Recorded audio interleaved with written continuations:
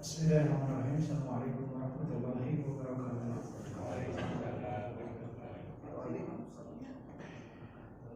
Innal hamdalillah nahmaduhu wa nasta'inuhu wa nastaghfiruhu wa natubu ilaihi wa asyhadu an la ilaha illallah wahdahu la syarika lah wa asyhadu anna Muhammadan abduhu wa rasuluhu amma ba'du.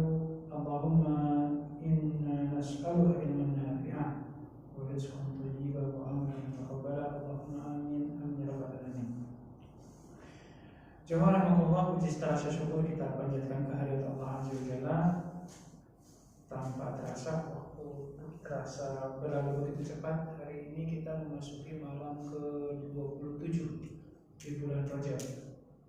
Artinya hitungan mundur sekitar 33 hari lagi biidznillah kita memasuki bulan Ramadan. Mudah-mudahan Allah panjangkan usia kita, memberikan kesehatan, dan yang paling penting hidayah dan taufik Allah karuniakan agar ibadah di Ramadan tahun ini jauh lebih baik insyaallah. Salawat dan salam mudah-mudahan senantiasa terlimpah-curahkan teruntuk suri teladan kita habibana wa nabiyana Muhammadin sallallahu alaihi wasallam, teruntuk para sahabat, tabi'in dan siapapun kita. Mudah-mudahan Allah karuniakan dengan nikmat untuk senantiasa bertakarub kepada Allah dengan cara mengamalkan setiap tuntunan dan sunnah yang diajarkan oleh Rasulullah kepada kita selama umatnya. Allahumma amin amin amin. Ikhwatullah, setelah di pertemuan sebelumnya kita membahas tentang peniupan sangkakala yang dilakukan oleh malaikat Israfil. Maka di kesempatan kali ini kita melanjutkan pembahasan yang berhubungan dengan syafaat. Pembahasan tentang syafaat ini adalah salah satu pembahasan yang diuraikan dalam berbagai kitab tauhid, kitab akidah, termasuk dalam hal ini sesuai dengan referensi yang kita kaji di setiap pekannya. Kita merujuk kepada kitab At-Tadhkirah yang dikaryakan oleh Imam Al-Qurtubi rahimahullah ta'ala. Ikhwatullah, berbicara tentang syafaat ini banyak sekali dalil baik di Al-Quran ataupun di As-Sunnah yang menegaskan bahwasanya syafaat itu adalah ada. Dan salah satunya penegasan ditetapkan oleh Allah Azza wa Jalla di ayat kursi. Allah menegaskan, a'udzubillahi minasyaitonir rajim, man dzalladzi yashfa'u indahu illa bi'idnih. Salah satu ayatnya seperti itu. Man dzalladzi yashfa'u indahu illa bi'idnih. Kalau kita terjemahkan secara bebas, ada hamba-hamba Allah yang atas izin Allah Ta'ala diberikan kewenangan untuk memberikan syafaat bagi yang lain.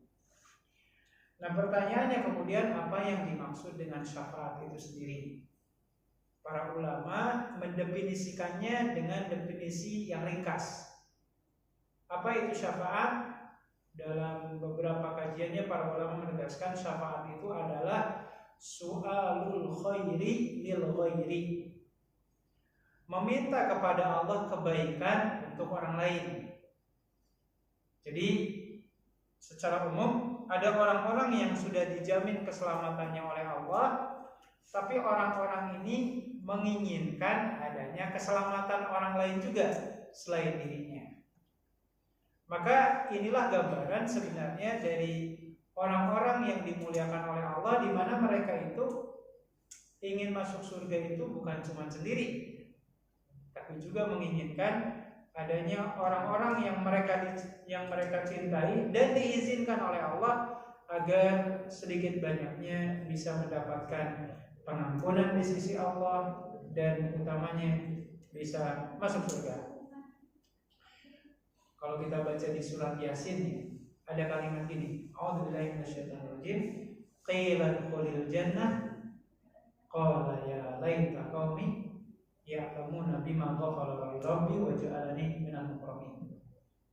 Jadi Allah ceritakan dulu itu ada orang soleh namanya Habib An-Najjar ceritanya. Orang ini hidup di sebuah negeri namanya Antokia, kalau sekarang Turki. Dulunya itu. Qadarullah, singkat cerita, orang ini ditakdirkan dan ditetapkan oleh Allah untuk masuk surga. Nah, nanti ini di hari kiamat, ayatnya sudah turun tapi kejadiannya belum, tapi ini pasti terjadi. Kata Allah, qila dukhulil jannah. Kata Allah, tiba saatnya kamu sekarang masuk surga. Kira-kira kalau kita disuruh masuk surga, kita bisa apa? Alhamdulillah, dengan seterusnya. Tapi ada hal yang menarik. Habib An-Najjar itu mengatakan, ya laita qaumi ya'lamuna bima ghafara li rabbi wa ja'alna mukramin. Ya Allah, alangkah indahnya kalau orang-orang itu bisa merasakan kenikmatan seperti saya. Engkau ampuni dosa-dosa saya dan mengumpulkan saya bersama orang-orang yang kau muliakan.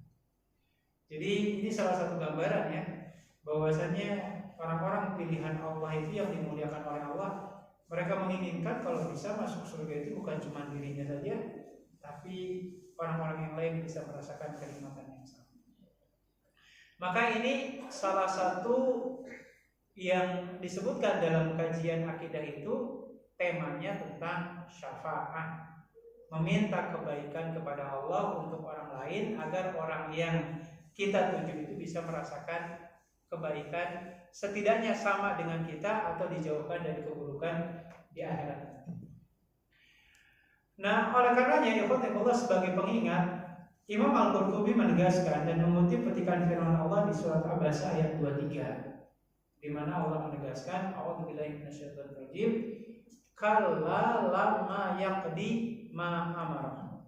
Kata Allah, sekali-kali tidak, kata Allah, tidak ada di antara kalian yang bisa menuntaskan perintah aku dengan baik. Ini mengisyaratkan kepada kita semua bahwasannya amal ibadah kita itu tidak pernah mencapai derajat yang sempurna. Kalau ingin sempurna ibadah kita, rasa-rasanya sulit untuk bisa menemukan titik kesempurnaan itu. Bahkan Rasulullah SAW mengatakan, ada di antara kalian yang datang ke masjid, sholat di masjid berjamaah, tapi ada yang sholatnya itu diterima oleh Allah hanya 10% doang, ada yang 20%, dan bahkan kata Rasulullah ada yang mencapai 90%. Gak disebutin tuh, ada yang mencapai 100. Itu kata Rasulullah.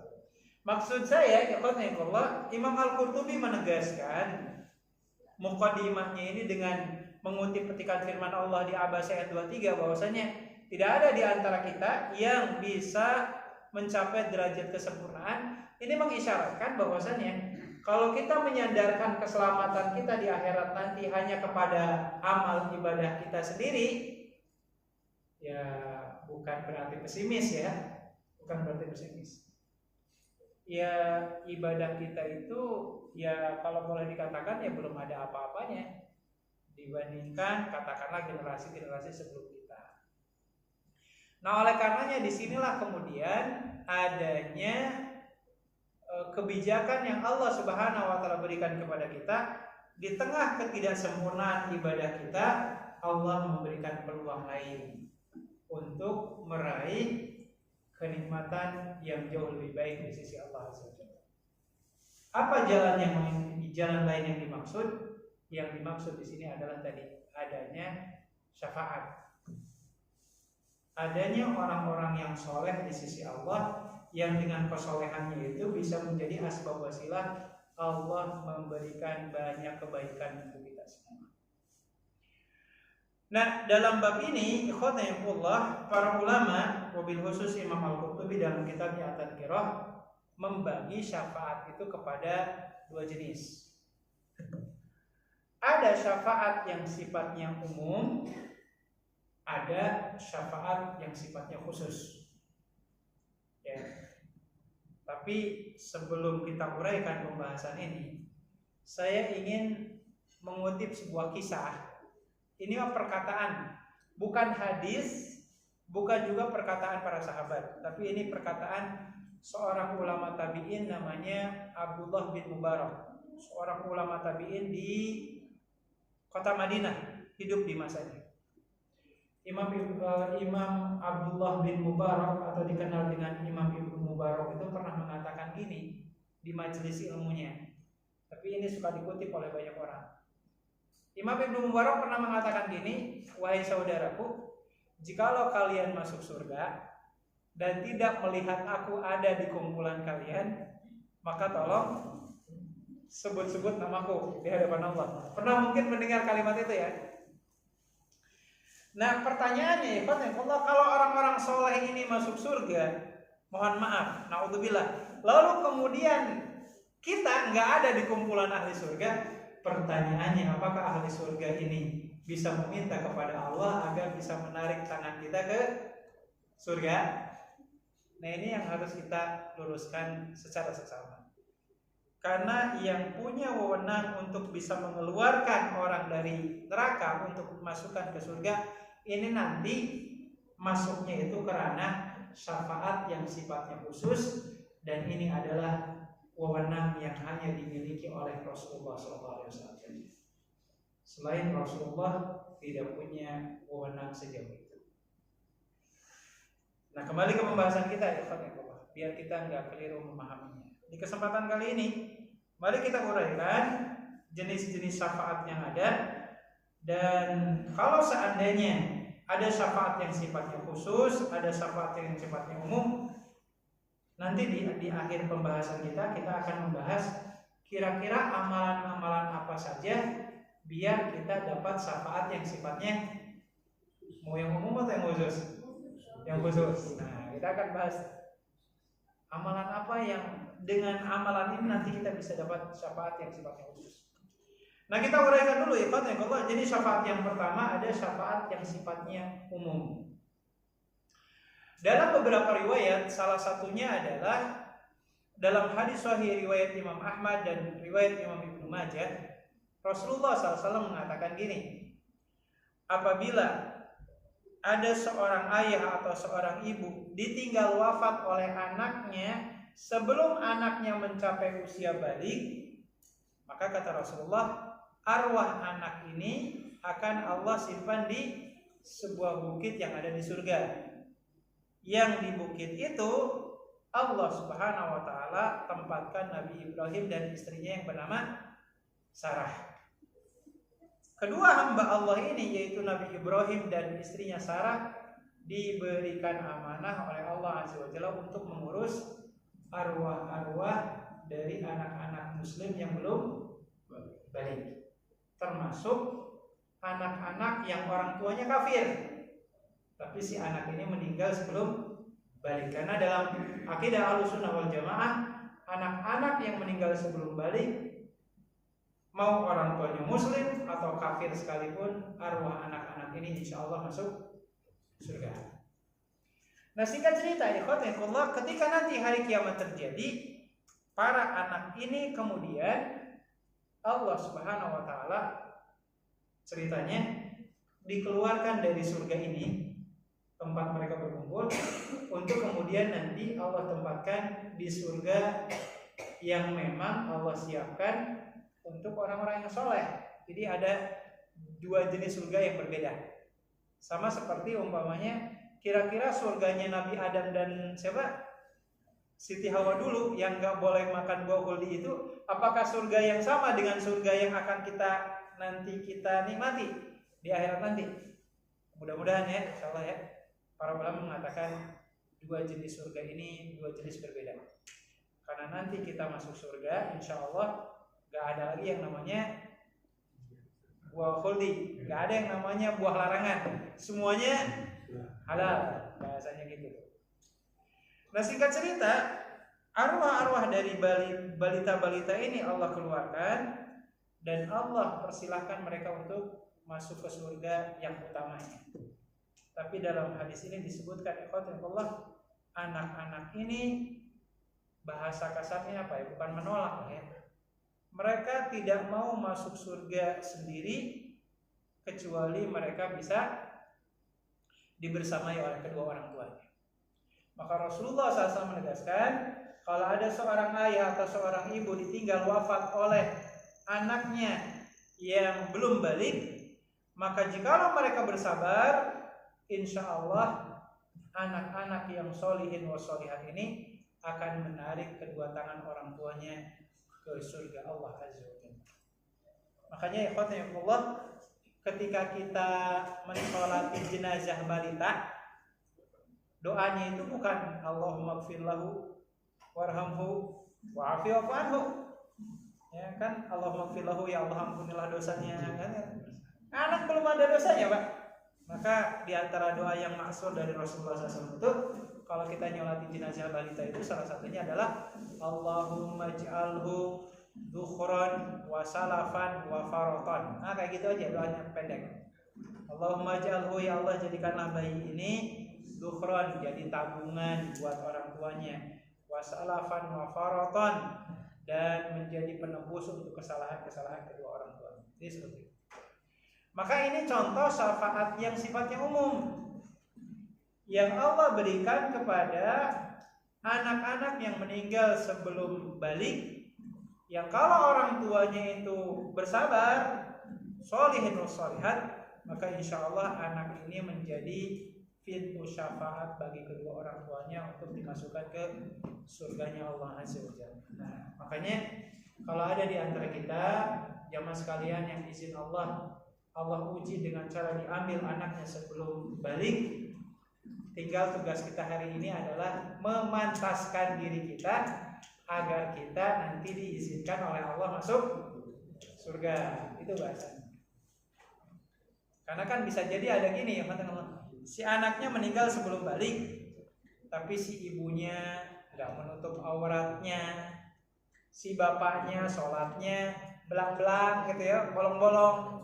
Pertanyaannya nih, ini si anak ini ingin nolong orang tuanya narik ke surga, cuman orang tuanya nih kira-kira layak nggak itu tuh mendapatkan syafaat dari anaknya ini? Itu kan jadi PR. Jadi harusnya ya harus ada ikhtiar juga dari orang tuanya. Bukan berarti wah saya udah dijamin masuk surga. Dari mana Anda tahu? Ya anak saya kan meninggalnya belum balik. Iya, anak Anda masuk surga insya Allah. Cuma pertanyaannya, Andanya pantas nggak ditolong oleh anak Anda nanti di hari kiamat? Nah ini yang pertama ya, contoh syafaat yang sifatnya umum. Oke. Contoh syafaat yang umum yang lain adalah mereka yang wafat dalam kondisi syahid. Dan di pertemuan sebelumnya kita sudah diingatkan, syahid itu ada dua jenis. Ada mereka yang dinilai syahid di dunia, syahid juga di akhirat nanti. Apa yang dimaksud dengan syahid di dunia itu? Jenazahnya tidak dimandikan, tidak dikafanin, tidak disolatkan. Siapa mereka? Mereka yang meninggal di medan pertempuran. Jadi orang-orang yang mati syahid di medan pertempuran itu, ya jenazahnya nggak dimandiin, nggak dikafanin juga, nggak disolatkan, langsung aja dikuburkan. Kenapa seperti itu? Ya orang-orang syahid udah masuk surga, nggak perlu lagi didoain Allahumma gfir lahu warhamhu dan seterusnya.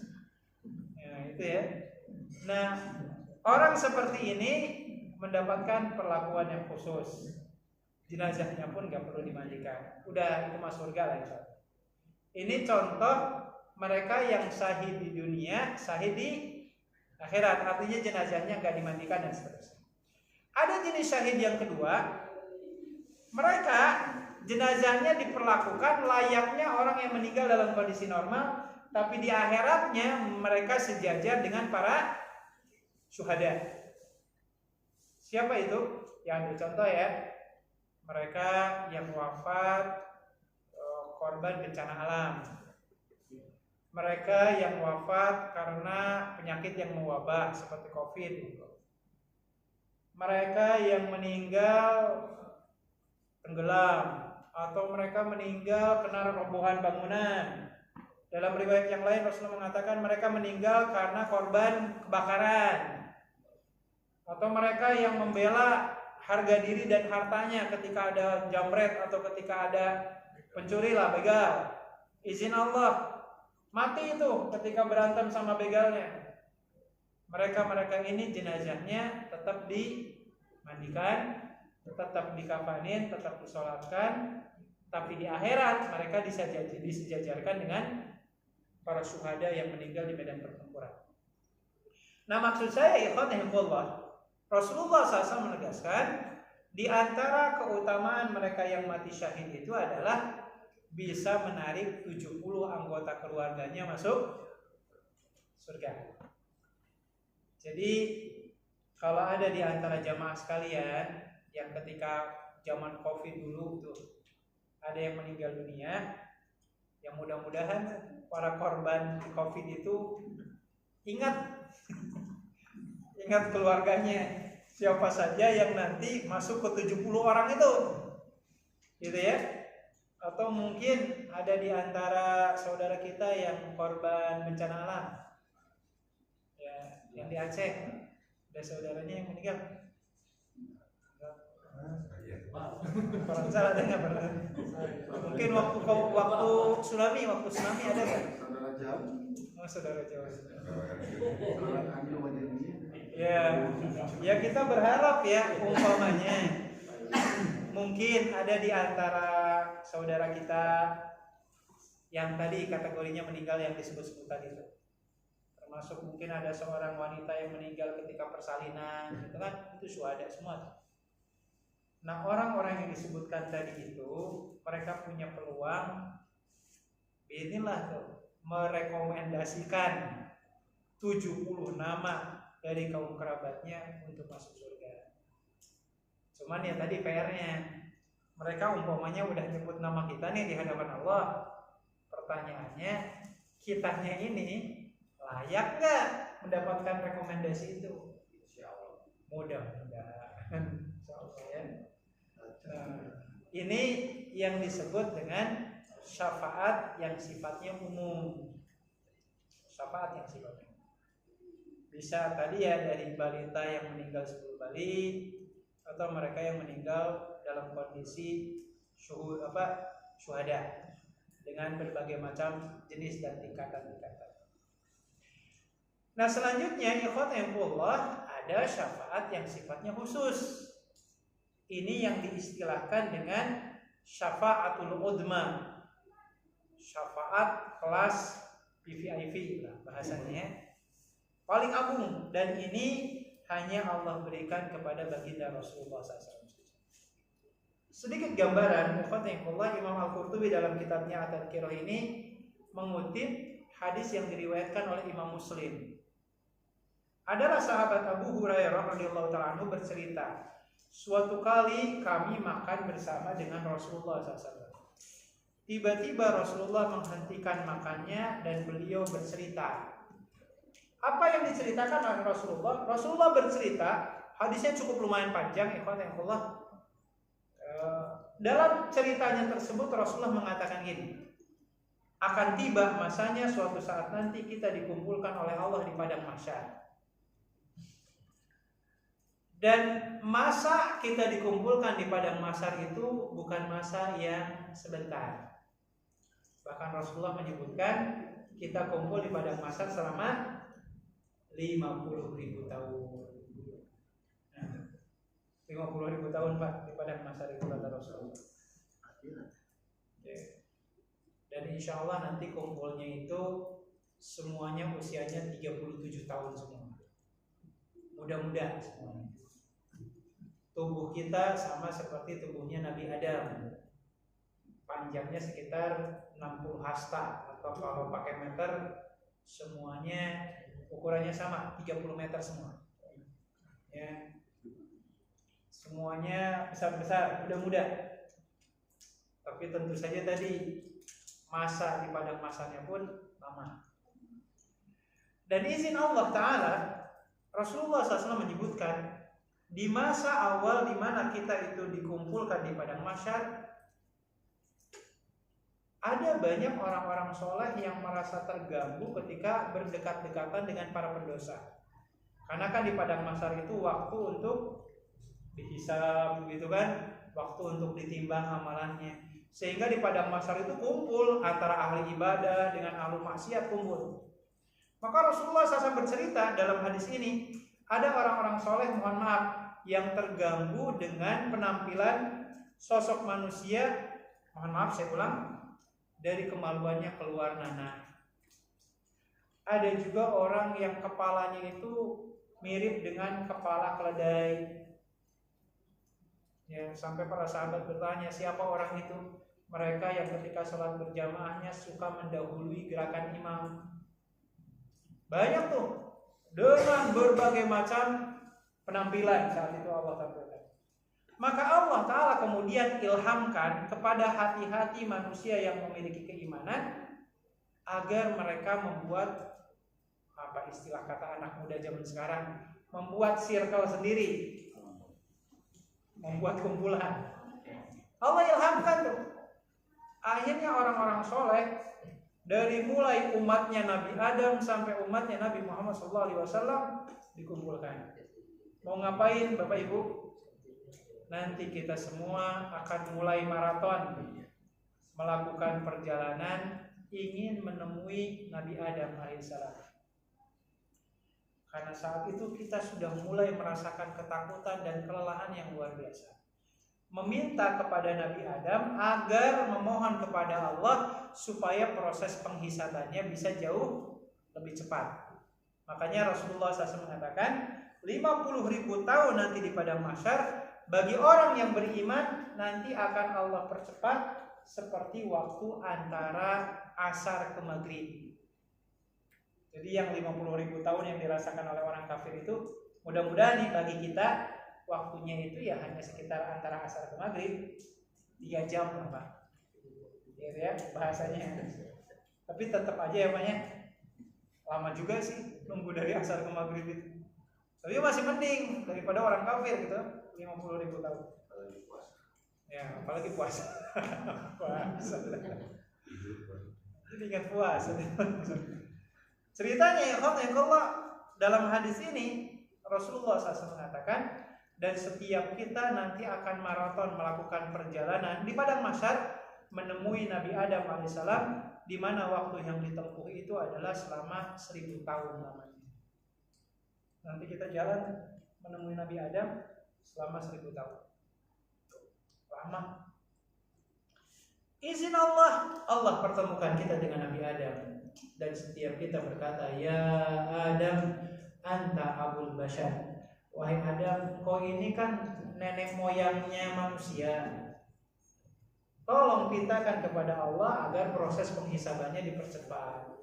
Tapi apa kata Nabi Adam saat itu? Sayangnya saya punya dosa yang membuat saya tidak layak untuk meminta kepada Allah untuk kebaikan kalian semua. Dan kita tahu ya, kesalahan Nabi Adam apa ya? Pernah makan buah bumi. Tapi kan prinsipnya Nabi Adam kan sudah taubat ya.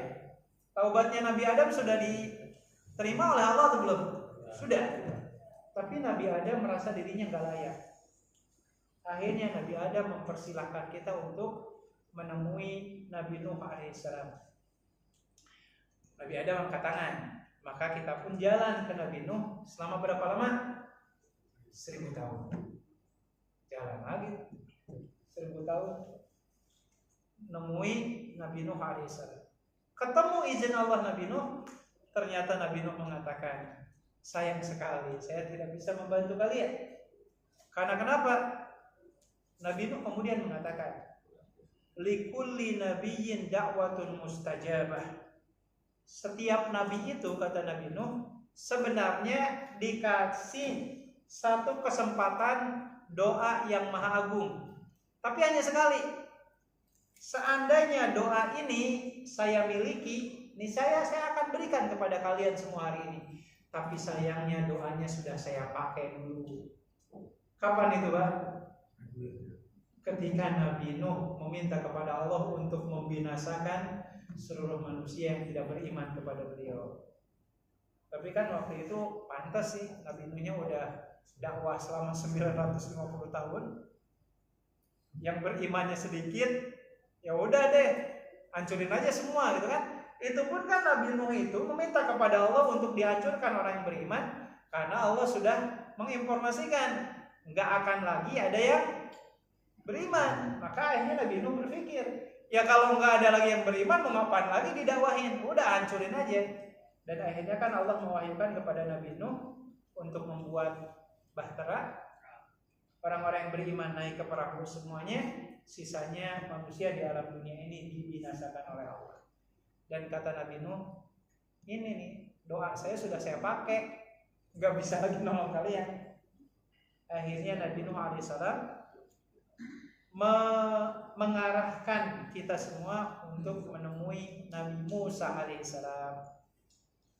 Maka kita pun jalan lagi. Berapa lama Pak? 1000 tahun lagi. Jalan lagi 1000 tahun. Qadarullah, Allah pertemukan kita dengan Nabi Musa. Sudah ketemu Nabi Musa. Ternyata Nabi Musa mengatakan, sayangnya saya punya satu dosa, yang dengan dosa ini membuat saya tidak layak untuk meminta pertolongan untuk kalian semua. Dosa apa Pak? Ibu-ibu, Nabi Musa itu dosanya apa? Pernah membunuh orang nggak sengaja. Nggak sengaja. Kan ceritanya nih, ada waktu di Mesir, ada orang yang lagi berantem kan sama Nabi Musa dilirai. Ternyata salah satunya nyolot. Apa yang dilakukan Nabi Musa? Dipukul. Dan Nabi Musa nggak punya niatan yang ngebunuh. Tapi kan Nabi Musa ini biidnillah, jangankan mukul orang, mukul batu aja bisa belah batunya biidnillah. Dan ketika dipukul orangnya langsung tewas. Maka Nabi Musa alaihissalam, asbab dosa ini saya nggak bisa nolong kalian. Dan akhirnya singkat cerita, Nabi Musa alaihissalam mengarahkan kita untuk menemui Nabi Isa alaihissalam. Jalan lagi Pak, Bu, berapa lama? 1000 tahun lagi. Capek. Saya aja yang nyeritainnya capek, apalagi nanti yang ngalamin ya. Akhirnya kita ketemu tuh Nabi Isa setelah 1000 tahun berjalan. Tapi apa kata Nabi Isa? Dalam hadis ini Nabi Isa nggak menyebutkan kesalahannya apa, wallahu a'lam. Cuma Nabi Isa mengatakan, ada hamba Allah yang derajatnya jauh lebih mulia dibandingkan saya. Datanglah kalian kepada dia, karena dialah insya Allah yang bisa, asbab wasilahnya, bisa memohon pertolongan kepada Allah. Dan kita tahu sosok yang dimaksud adalah baginda Nabi Muhammad SAW. Maka jalan lagi kita Bapak Ibu. Berapa lama? 1000 tahun lagi. 5000 pasti. 5000 tahun kita jalan kaki. Luar biasa. Saat itulah kemudian Rasulullah SAW didatangi oleh seluruh hamba-hamba yang beriman, dari mulai pengikutnya Nabi Adam alaihissalam sampai dengan pengikut beliau pribadi, ya salah satunya adalah kita semua. Saat itulah diceritakan Rasulullah SAW kemudian sujud dengan sujud yang sangat lama yang tidak pernah beliau lakukan selama itu, dan akhirnya Rasulullah SAW diperintahkan oleh Allah untuk bangkit dari sujudnya, dan Allah Ta'ala mempersilahkan kepada Rasulullah, silahkan nama-nama siapa saja yang akan direkomendasikan oleh engkau wahai Rasulullah untuk engkau berikan syafaat. Nah, singkat cerita, Rasulullah SAW dalam hal ini diberikan 5 jenis syafaat oleh Allah Azza wa Jalla. Nanti kira-kira kita masuk ke yang mana nih? Syafaat yang pertama adalah syafaat khusus untuk 70.000 umatnya yang masuk surga tanpa dihisab. Tapi kuotanya hanya 70.000. Ya, bukan pesimis ya. Masalahnya ketika haji wada, ketika Rasulullah haji wada tuh, jumlah peserta haji wada itu ada sekitar 100.000. Itu tuh haji wada tuh para sahabat waktu itu jumlahnya 100.000.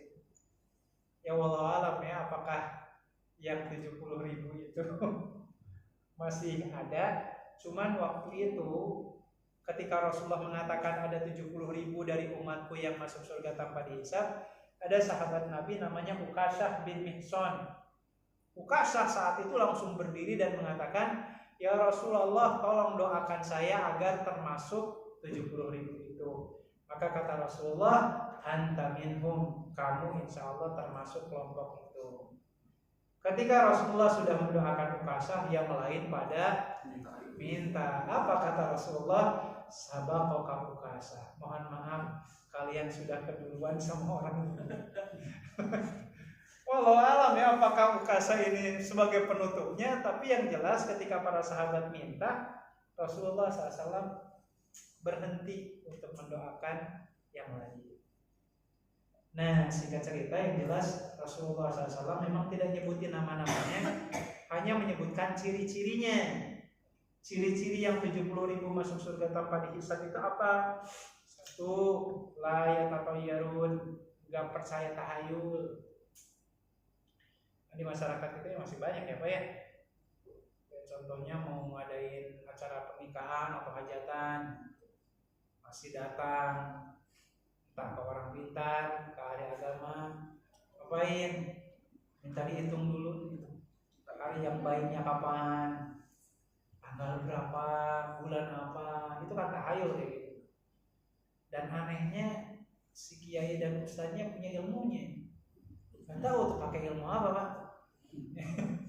Padahal Rasulullah ngajarin kalau ada hari yang dianggap jelek, udah nikah aja di hari yang anggap jelek itu sekalian.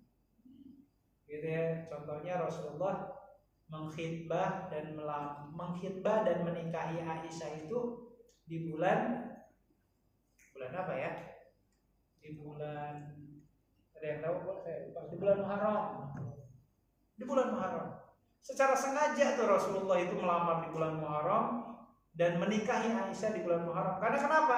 Masyarakat Arab waktu itu punya keyakinan kalau bulan Muharram itu bulan yang sial. Kalau nikah di bulan Muharram pasti rumah tangganya akan berantakan.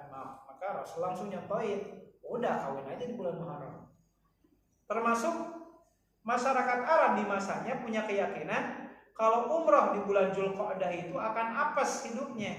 Maka Masya Allah, Allah, Rasulullah semasa hidupnya melakukan umrah sebanyak 4 kali dan semuanya dilakukan di bulan Dzulqa'dah. Tujuannya apa? Menghilangkan semacam kepercayaan tahayul. Di masyarakat kita kan masih ada kepercayaan kalau ada orang yang meninggal di bulan kalau ada orang yang meninggal di hari Sabtu, biasanya ada yang ngikutin. Ya orang meninggal pasti ada aja Pak. Ya, nggak mesti harus di hari Sabtu, mau hari apapun pasti ada yang meninggal di hari-hari ini. Jadi yang pertama nggak percaya tahayul. Yang kedua wala yaktawun, tidak berobat dengan menggunakan media api. Ya, contohnya apa ya? Kalau zaman dulu kan pakai besi ya ditempelkan ya. Kalau zaman sekarang kan suka ada ya berbekam tapi dengan menggunakan metode Cina. Biasanya sebelum apa namanya Pak? Ya tempat ngejeploknya itu kan sebelum ditempelkan biasanya pakai api dulu tuh, baru ditempelkan yang asap. Ya sebenarnya Rasulullah SAW kan udah ngasih contoh, nggak perlu lah pakai kayak gitu. Justru hindarkan ya yang namanya proses pengobatan dengan menggunakan media api. Dan yang terakhir kata Rasulullah SAW, wala yastaqun, mereka yang tidak minta diruqyah atau meruqyah orang lain ketika diminta. Gitu. Jadi karena sebaik-baiknya ruqyah itu kan ruqyah mandiri. Gitu ya, baik. Jadi syafaat yang pertama adalah syafaat bagi kelompok yang jumlahnya 70.000 masuk surga tanpa dihisab. Dan kata Rasulullah SAW dalam hadis sahih riwayat Imam Muslim ini katakan, dan mereka dipersilahkan oleh Allah untuk masuk surga lewat pintu pojok yang paling kanan. Pintu surga ada 8 dan yang paling pojoknya sebelah kanan itu khusus untuk yang 70.000 orang ini. Nanti yang mungkin disebut ya nama-namanya, si fulan gitu kan. Mudah-mudahan salah satunya ada kita. Amin. Baik, ini kelompok yang pertama. Syafaat yang kedua, ikhwanullah, mereka yang sudah masuk surga tetapi level surganya itu di upgrade, dinaikkan. Ya, jadi naik kelas. Nah, asbab wasilahnya itu dari syafaatnya Rasulullah SAW. Cuman ini nasihat untuk saya dan kita semua.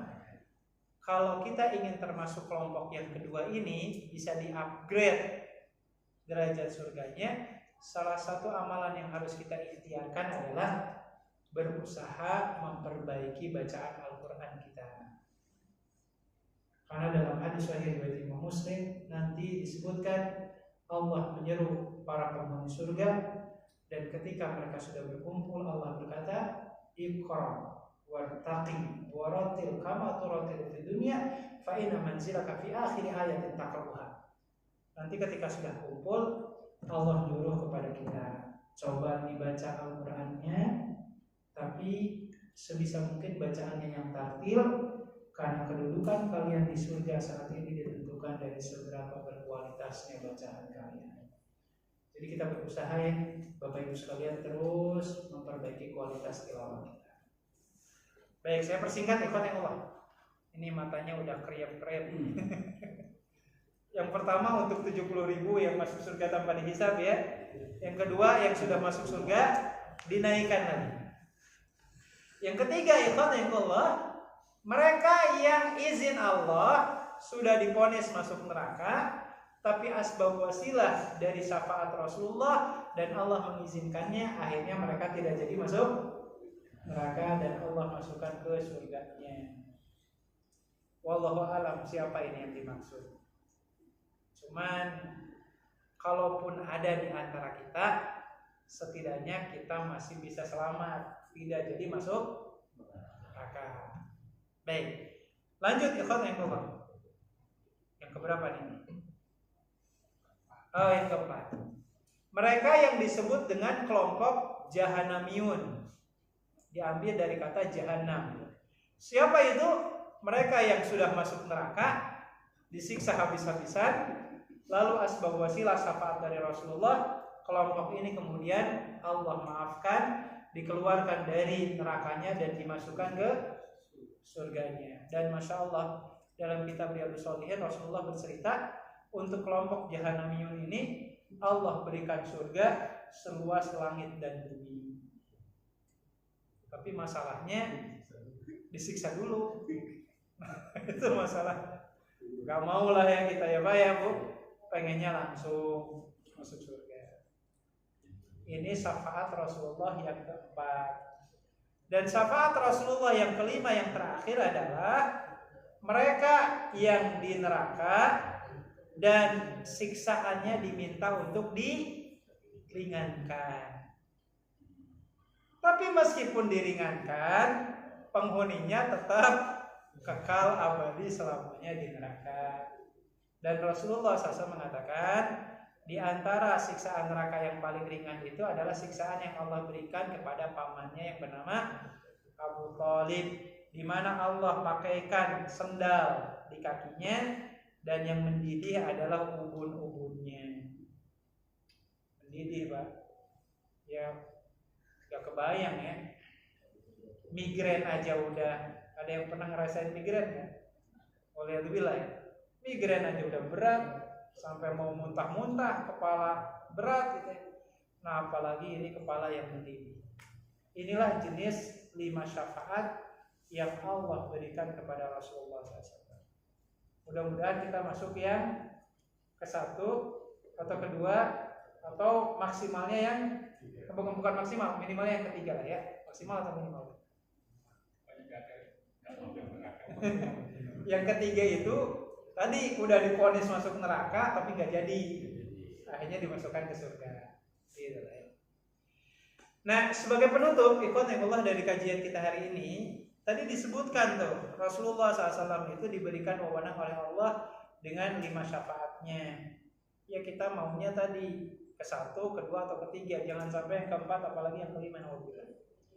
Pertanyaannya adalah kira-kira amalan apa yang asbab wasilah amalan ini kita dinyatakan berhak mendapatkan syafaat dari Rasulullah, dan Rasulullah menyetujui nama-nama kita untuk terkategorikan yang mendapatkan syafaat tersebut.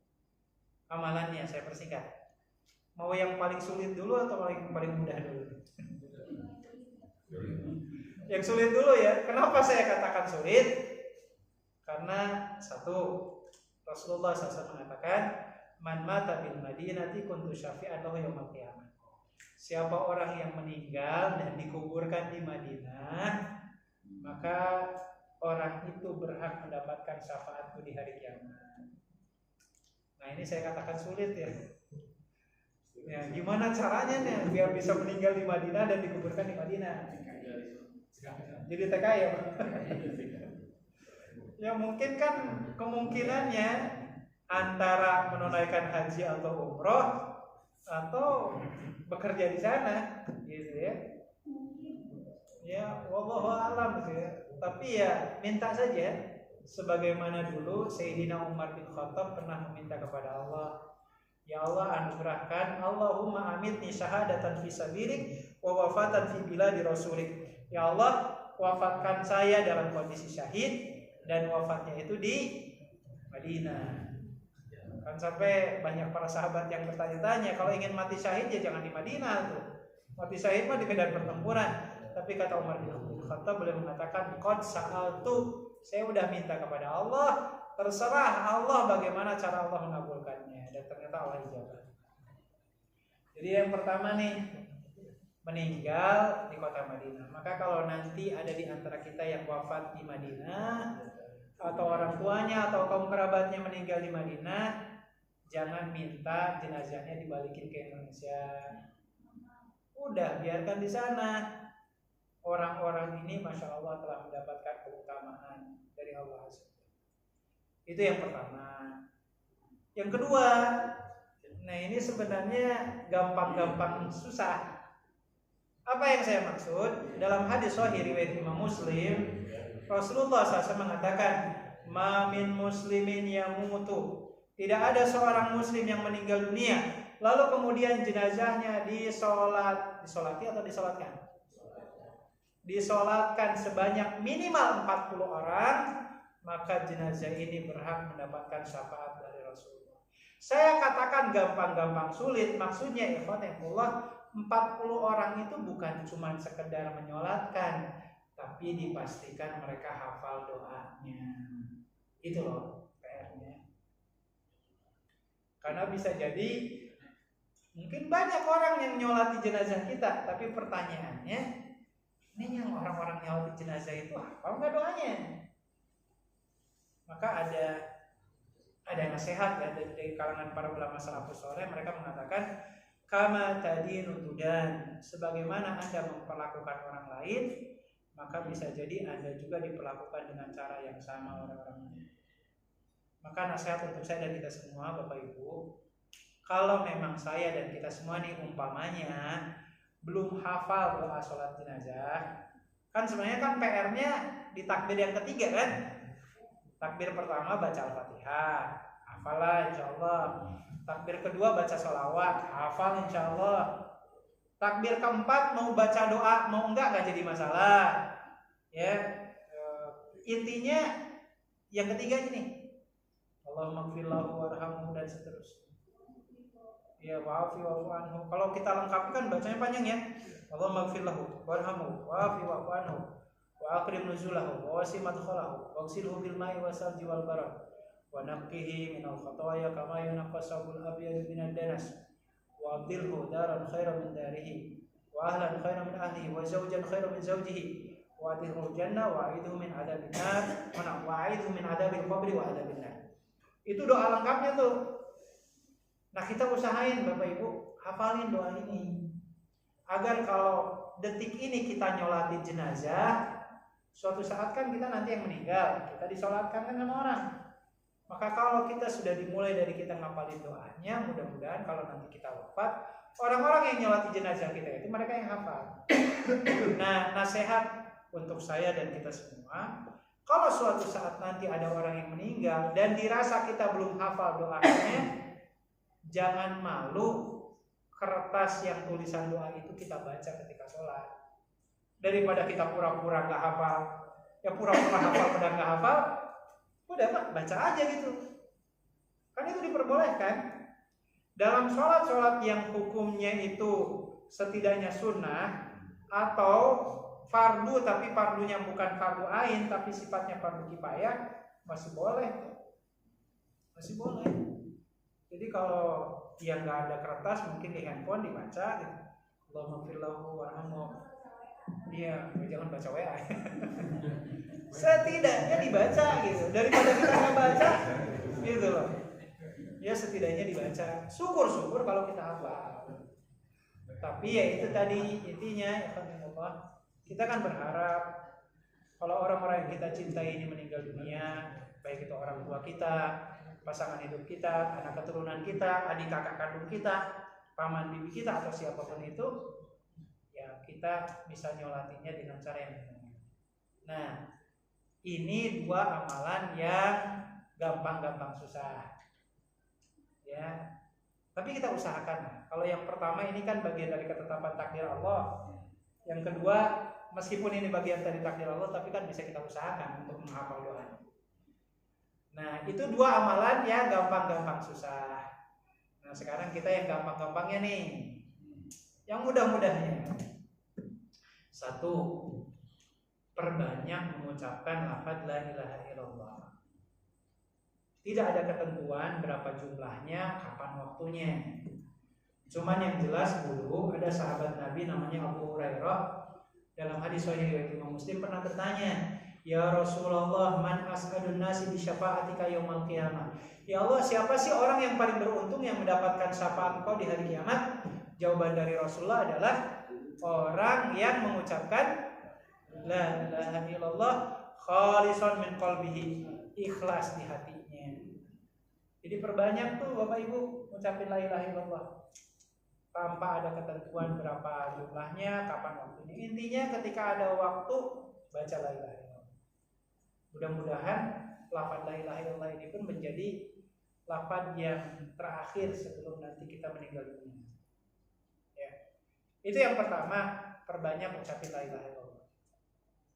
Amalan yang kedua ya Allah adalah bila mana kita berwudu, sempurnakan wudu kita dengan pertama mengucapkan 2 kalimat syahadat dan yang kedua membaca doa sesudah berwudu.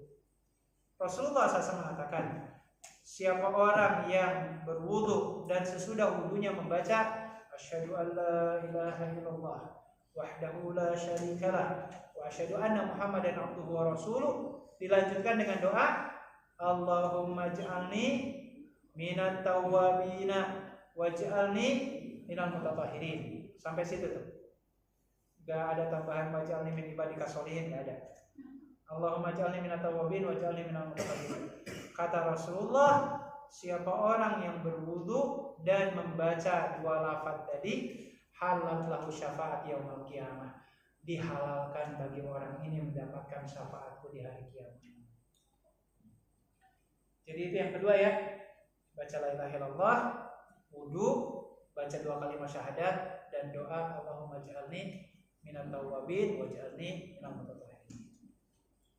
Amalan yang ketiga. Apa amalan yang ketiga ini? Ya Allah, ini berhubungan dengan adab ketika menyimak panggilan adzan.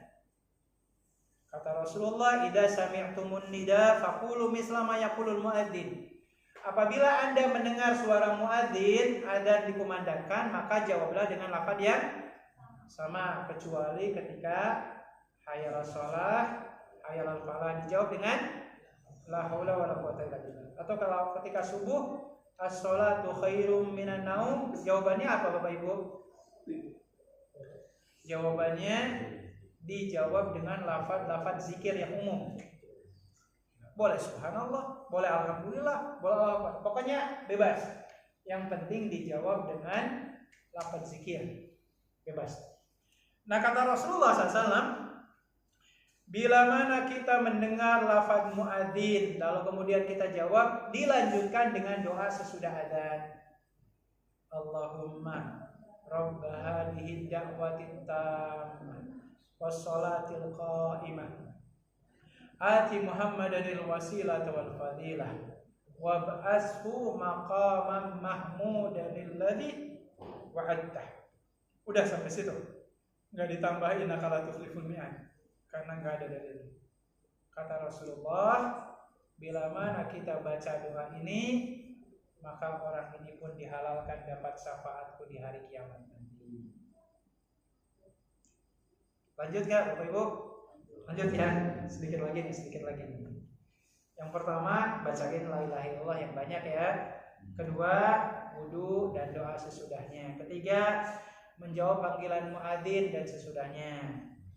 Yang selanjutnya, membaca sholawat Ibrahimiyah yang biasa ketika tahiyat, Allahumma sholli ala Muhammad dan seterusnya. Kata Rasulullah, siapa orang yang membaca sholawat kepadaku 10 kali di pagi hari dan 10 kali di sore hari, maka orang ini dihalalkan mendapatkan syafaatku di hari kiamat.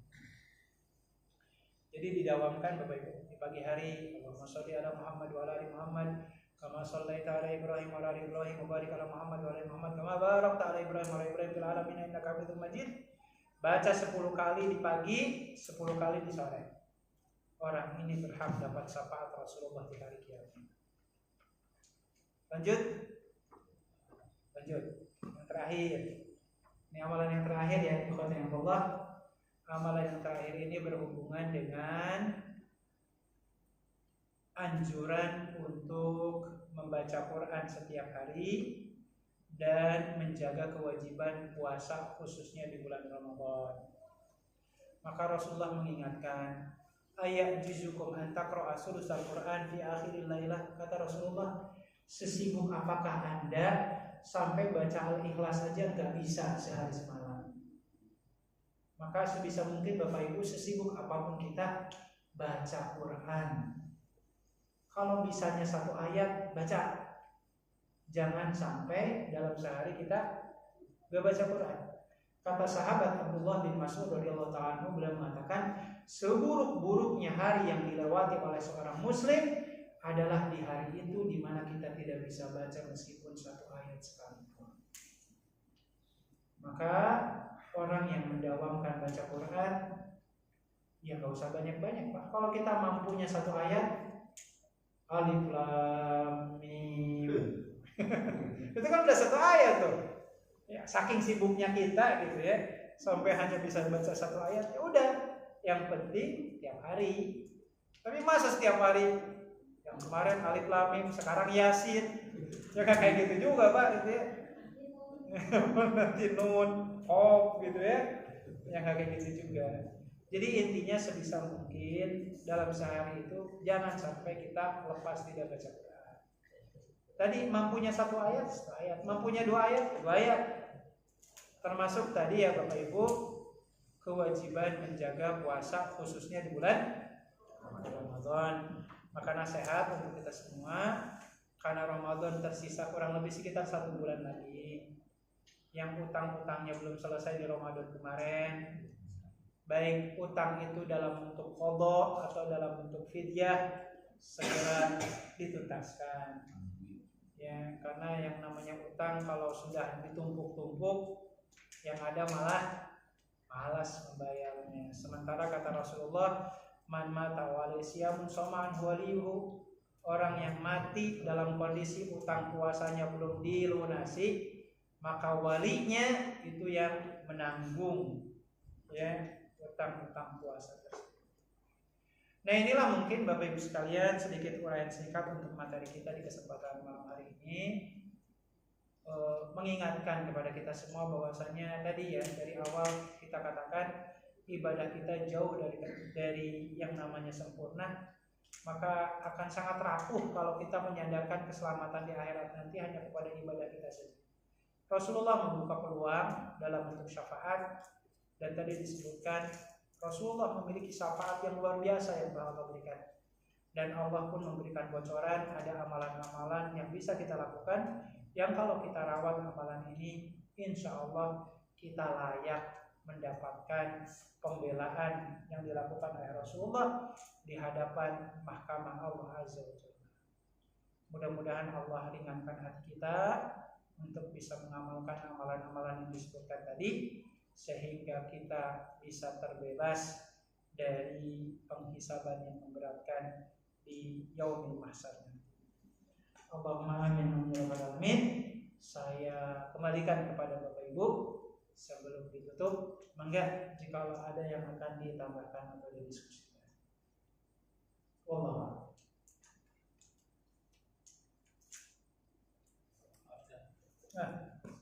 Tadi syafaat kan bisa dari unsur atau dari pandai.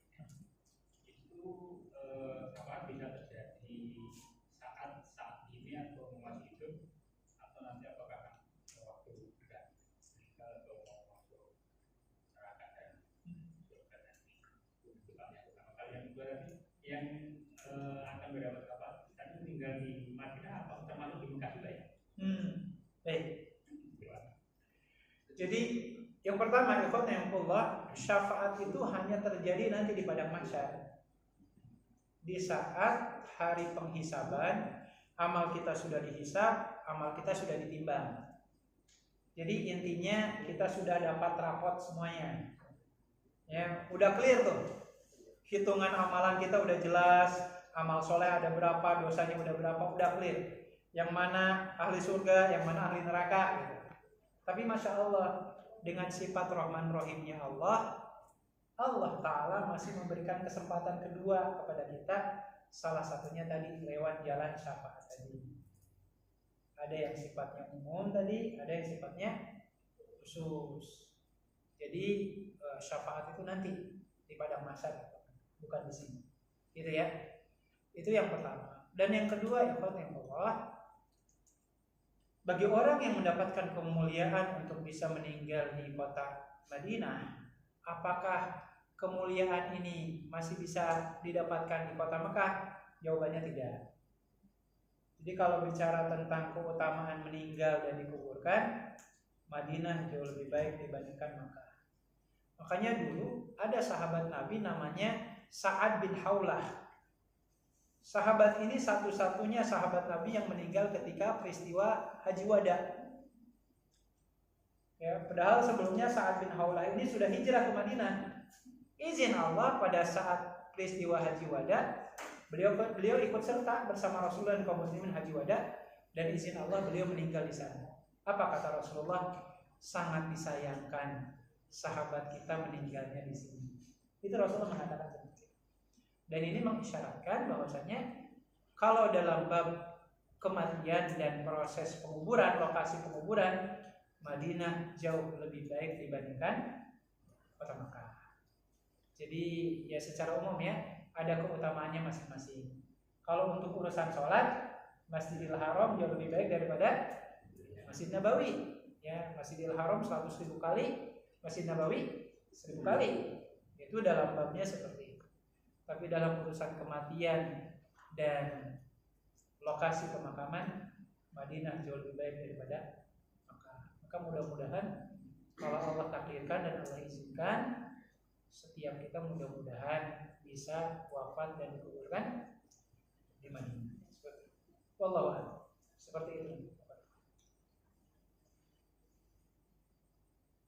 Ya, ada lagi.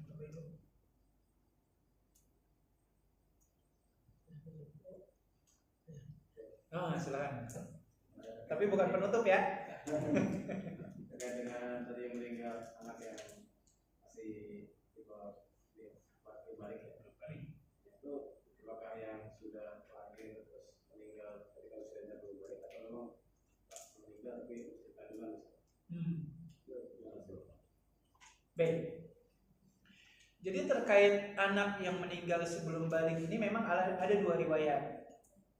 Riwayat yang pertama yang disebutkan di sinilah adalah anak-anak yang memang meninggalnya itu dalam kondisi tadi belum balik, artinya sudah dilahirkan.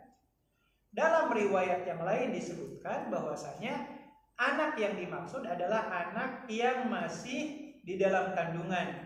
Dan dalam riwayat itu disebutkan bahwasanya ini masuknya ke bab akidah ya. bab keimanan kita kepada Allah. Rasulullah SAW mengatakan anak ini akan menarik kedua tangan orang tuanya ke surga dengan menggunakan ari-ari yang menempel di tubuhnya.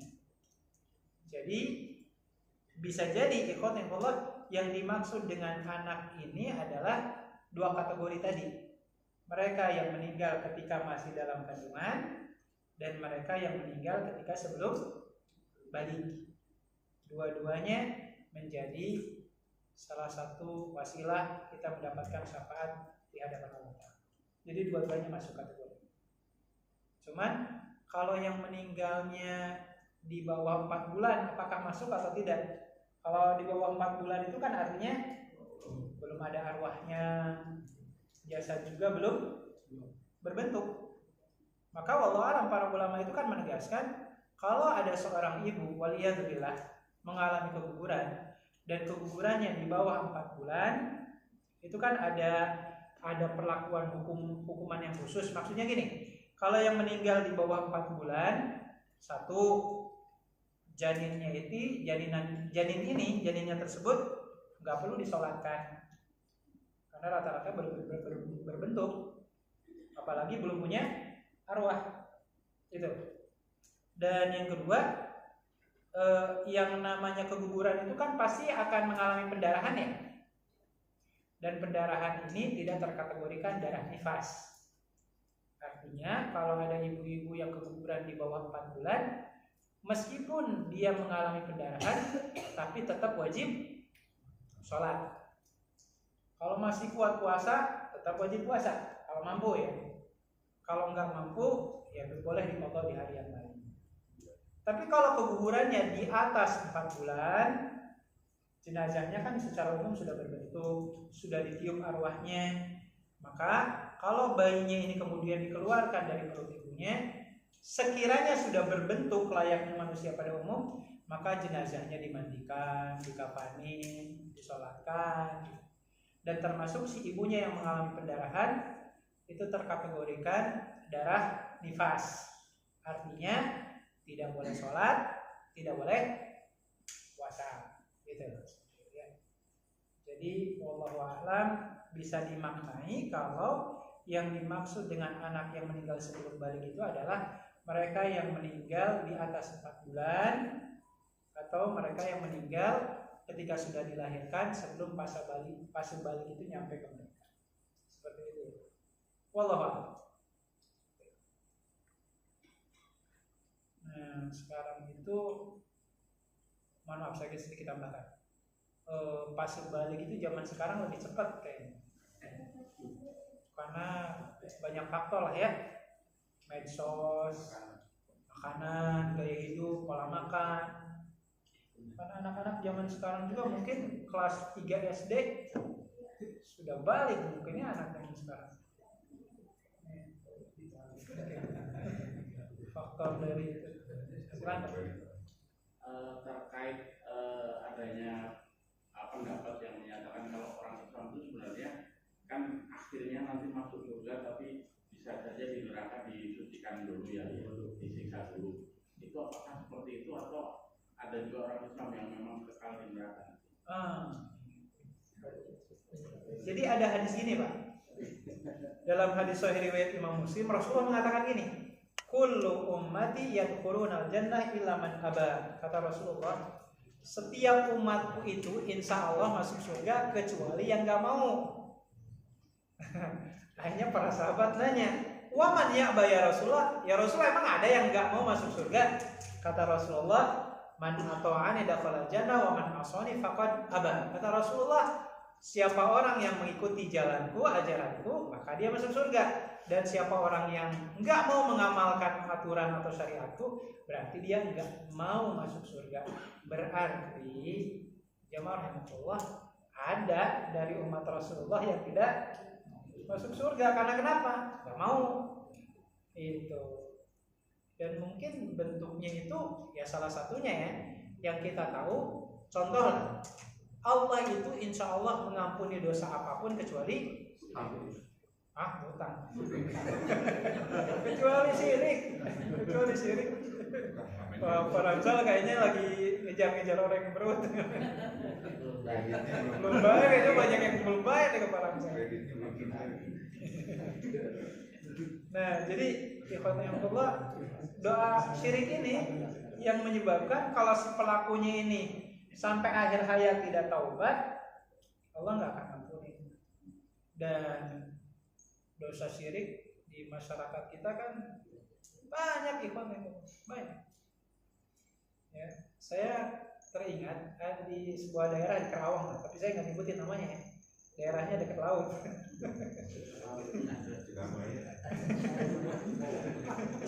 Jadi ada namanya sedekah bumi. Dengan cara apa, Pak? Ngelarung beberapa kepala kebo, tapi sebelum itu si kepala kebonya itu dibawa ke masjid. Dibawa ke masjid. Lalu kemudian baca Yasin bareng-bareng. Baca Yasin.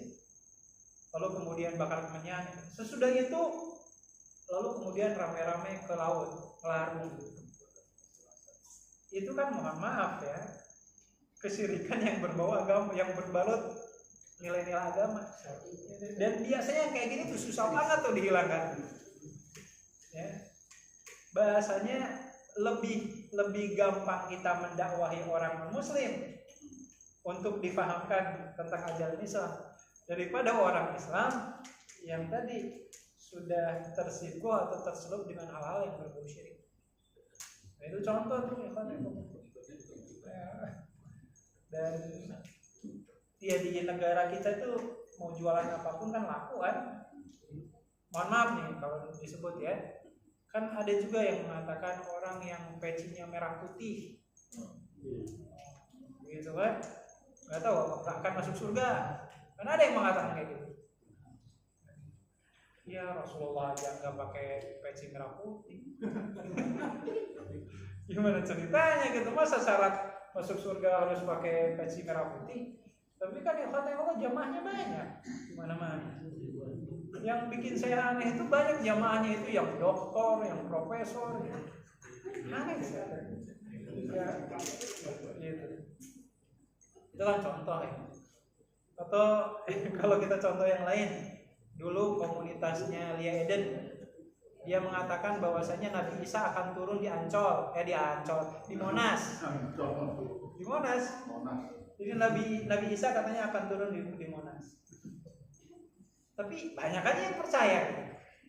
Sampai sekarang ketika yang bersangkutan udah dijeblosin ke penjara, keluar dari penjara, pengikutnya masih ada juga. Nah, boleh kita katakan mereka-mereka ini kan hidup di zaman sesudah Rasulullah SAW diangkat jadi nabi. Ya kalau diakui, ya mereka itu termasuk umatnya Rasulullah kan. Tapi kan umat Rasulullah itu nggak ada yang nggak beriman semua. Kayak Abu Jahal, Abu Lahab juga kan umatnya Rasulullah, tapi umat Rasulullah yang kafir. Jadi secara umum ya Rasulullah SAW mengatakan tadi, seluruh umatku itu insya Allah dijamin masuk surga kecuali yang nggak mau. Dan ternyata banyak yang nggak mau masuk surga. Wallah, seperti itu. Ini terkait dengan utamaan dari makna Dari mana? itu kalau Nabi kan meninggal di Mekah. Siapa? Siti Khadijah. Betul.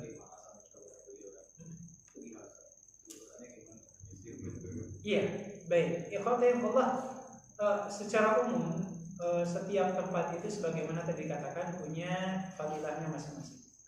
Lantas bagaimana dengan istri pertama Rasulullah SAW, Khadijah radhiyallahu anha, di mana beliau dimakamkan di pemakaman Ma'lah. Yang notabene pemakaman Ma'lah itu bukan hanya orang Muslim saja yang dikuburkan di sana. Orang-orang kafir Quraisy yang wafat di masanya pun banyak yang dikuburkan di sana. Tapi kan ini konteksnya berbeda karena saat itu secara umum di satu sisi Rasulullah SAW belum diperintahkan hijrah ke Madinah.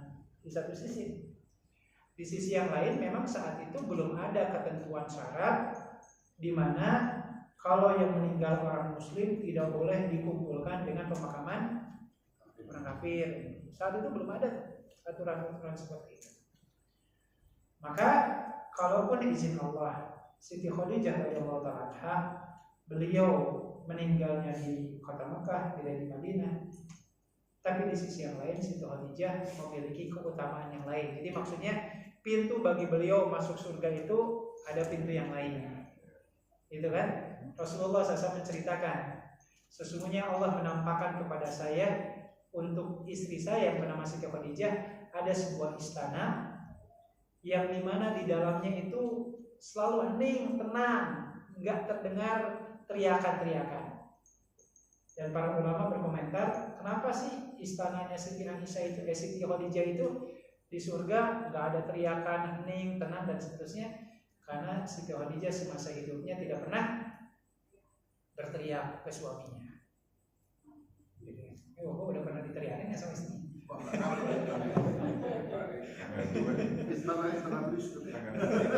Itu kan secara umum tuh. Jadi Siti Khadijah radhiyallahu taala beliau punya pintu surganya lewat jalan yang lain. Setidaknya beliau yang pertama masuk Islam dari kalangan perempuan. Beliau yang menjadi salah seorang yang membela mati-matian Rasulullah SAW dan seterusnya. Jadi secara umum itu beda konteksnya. Tapi ketika Rasulullah diperintahkan hijrah oleh Allah dari Mekah ke Madinah, maka secara umum Rasulullah mengingatkan dan memotivasi para sahabat, seandainya kita semua bisa meninggal di Madinah, maka kuburkanlah jasad itu di Madinah. Makanya ada ungkapan pantang bagi para sahabat harus wafat di tempat yang mereka pernah meninggalkan tempat itu. Yang dimaksud adalah Makkah. Para sahabat lebih memilih wafat dan dikuburkan di Madinah. Wallah, gitu ya. Terkait dengan letak posisi surga dan neraka, kan di surat Al-A'raf mulai ayat 46 kalau nggak salah yang disampaikan obrolan atau pembicaraan dalam penghuni surga dan neraka. Betul. Saling ini apa namanya? Balas ada di ayat 48 dan berapa produk neraka itu sebagian air minum gitu. Berarti posisi dekatan di surga dan neraka. Nah, sedang tafsirnya gitu. Tinggal ditebakkan. Iya. Jadi yang pertama gini, Allah, surga dan neraka itu adalah perkara yang gaib dan kita wajib mengimaninya. Dalam beberapa keterangan Allah Azza wa Jalla menegaskan ketika surga itu letaknya di mana sih? Ketika kita baca surat An-Najm, ini tentang peristiwa Isra Mi'raj, Allah menegaskan indaha jannatul ma'wa, bahwasanya surga itu letaknya ada di langit sana. Allah Azza wa Jalla menegaskan itu. Tapi ketika kemudian Rasulullah SAW ditanya oleh para sahabat, letak neraka itu di mana? Justru Rasulullah SAW mengatakan neraka itu ada di bawah, di bawah bumi ini. Nah, Rasulullah SAW menceritakannya seperti itu. Nah, lantas kemudian pertanyaannya seperti yang disampaikan di beberapa ayat, salah satunya di surat Al-A'raf, Allah menegaskan adanya dialog antara penghuni surga dengan penghuni neraka, di mana saya nggak hafal nomor ayatnya, tapi ada di mana Allah menegaskan ini. A'udzubillahi minasyaitonir rajim. Wa nada ashabul jannati ashaban nar an qad wajadna ma wa'adana rabbuna haqqan fa hal wajadtum ma wa'ada rabbukum haqqan. Dan penghuni surga nanti menyeru penghuni neraka. Apa yang diseru? Sesungguhnya kami ini nih di surga sudah mendapatkan apa yang dijanjikan oleh Tuhan kami. Nah, kami nanya ke kalian, kalian sudah dapat belum yang dijanjikan oleh Tuhan kalian? Nah, orang ini, orang yang sudah masuk neraka, masih gengsi juga. Mereka mengatakan, oh udah kok, kami juga udah dapat di sini. Kalau kita baca di ayat itu, udah masuk neraka masih sempat aja ngebohong gitu ya, karena gengsi. Hingga akhirnya Allah menegaskan gini, ketika adanya dialog antara penghuni surga dengan penghuni neraka itu, Allah menegaskan wa bainahuma hijab, dan di antara surga dan neraka itu ada hijab penghalang. Dan yang dimaksud penghalang di sini adalah ada namanya bukit yang bernama Bukit Al-A'raf. Nah, nggak tahu Pak, Bukit Al-A'raf itu seperti apa. Cuman sebagian ulama ada yang memiliki sebuah pandangan Bukit Al-A'raf itu, ini kalau saya mengilustrasikan ya, ini mah ilustrasi. Mohon maaf, ini surga, ini neraka, di antara keduanya itu ada Bukit Al-A'raf namanya. Dan para ulama menegaskan di Bukit Al-A'raf ini pun ada penghuninya. Siapa penghuninya? Mereka yang ketika ditimbang amal baik dan amal buruknya seimbang. 50-50. Jadi mereka itu Allah tempatkan di sini. Apa yang mereka kerjakan? Disebutkan di surat Al-A'raf itu. Kalau mereka wa idza surifat absaruhum tilqa ashabil jannah, kalau mereka mengarahkan pandangannya melihat ke penduduk surga, mereka berdoa kepada Allah, ya Allah, izinkan kami masuk ke sana ya Allah. Tapi ketika mereka melihat ke penghuni neraka, mereka memohon perlindungan kepada Allah, ya Allah, jangan memasukkan mereka. Terus seperti itu sampai kapan? Sampai Allah memastikan keputusan terakhir bagi mereka itu apakah masuk surga atau masuk neraka. Nah, ini gambaran seperti itu ada. Allah ceritakan di surat Al-A'raf. Nanti akan saling bersautan antara satu dengan yang lain. Cuman seperti apa kemudian kejadian realnya, ya kita tunggu saja. Ya, tunggu mainnya kapan kejadian itu terjadi. Tapi ya kita berharap ya, mudah-mudahan yang memanggil penghuni neraka itu adalah kita, gitu ya. Ketika kita di surga, kita manggil mereka. Nih kita nih udah dapat apa, Pak? Ngomong bidadari. Kamu udah dapat ini, dapat itu, dan seterusnya. Mudah-mudahan. Nah, jadi Allah Azza wa Jalla menggambarkan juga. Apakah kemudian surga dan neraka itu berdampingan? Ya kalau kita melihat dari runutan ayat tersebut, iya. Tapi ada pemisah, pembatas antara surga dan neraka ini yang dinamakan dengan Al-A'raf. Maka di Al-Quran ada namanya surat Al-A'raf yang artinya perbukitan. Jadi Bukit Al-A'raf ini adalah yang menjadi pembatas antara surga dan neraka. Wallahu a'lam bishawab.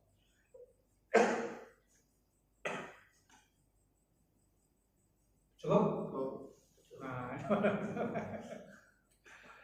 Baik, ikhwatullah, mudah-mudahan apa yang disampaikan menjadi penguat keimanan dan memotivasi kita untuk jauh lebih mempersiapkan diri dengan kualitas amal ibadah yang lebih baik, sehingga sesuai dengan tema kita hari ini, mudah-mudahan Allah karuniakan kepada kita syafaat dari Rasulullah SAW yang berkesan. Allahumma amin amin ya rabbal alamin. Kita tutup dengan istighfar, hamdalah, dan doa kafaratul majelis. Astagfirullahaladzim, astagfirullahaladzim, astagfirullahaladzim. Alhamdulillahirabbil alamin. Subhanakallahumma wa bihamdika, asyhadu an la ilaha illa anta, astaghfiruka wa atubu ilaik. Assalamualaikum warahmatullahi wabarakatuh.